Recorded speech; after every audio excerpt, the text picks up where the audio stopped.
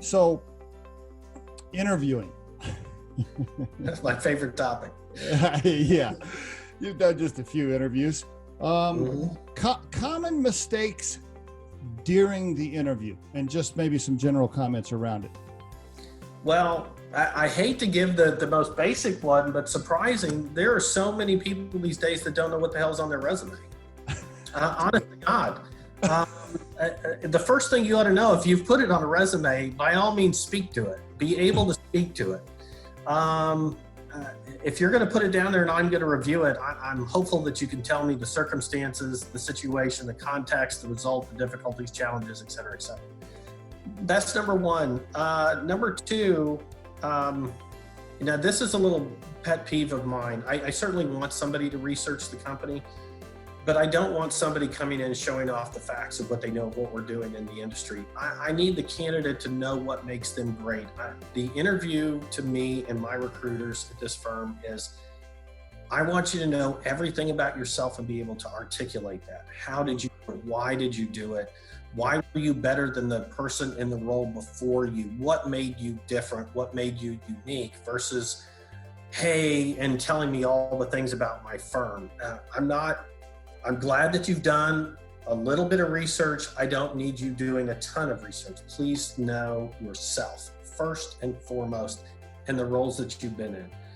Third, have good questions to ask that are about defining the role, and so that you can show how you're qualified for that role. Please do not ask what's in it for me questions. Do not ask me about personal time off. Do not ask me about sick days and benefits. I've been doing this, 2 decades? And I don't, other than one extreme circumstance, and I've got to give credit, one extreme circumstance out of, I think I counted up the people my teams had hired in a north of 85,000. So in that many people hired, I have never heard a circumstance where somebody said, you know what, I'm declining your offer, the benefits just aren't what I thought they would be. Great point. That's never the reason. So don't be asking me who our healthcare provider is. I did have one gentleman whose wife had a pre-existing condition that was long-term. It was very relevant to him and more important than the compensation. He didn't care about the compensation, he cared about the company, the fit. But then once he got to offer stage, he asked it at the appropriate time, and that was good.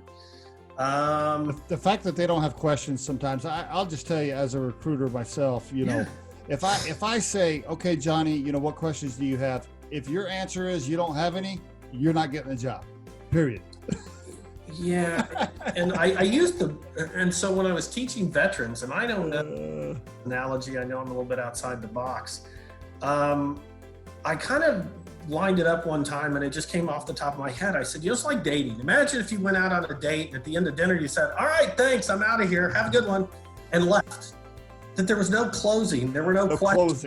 Right. There was no next step. Hey, would you like to go out again? You just got up and walked away from the table. How would your date feel? Is that the image you want to leave? The Riderflex podcast features entrepreneurs, business executives, and the stories behind how they got there, as well as daily tips on career advice and job interviews.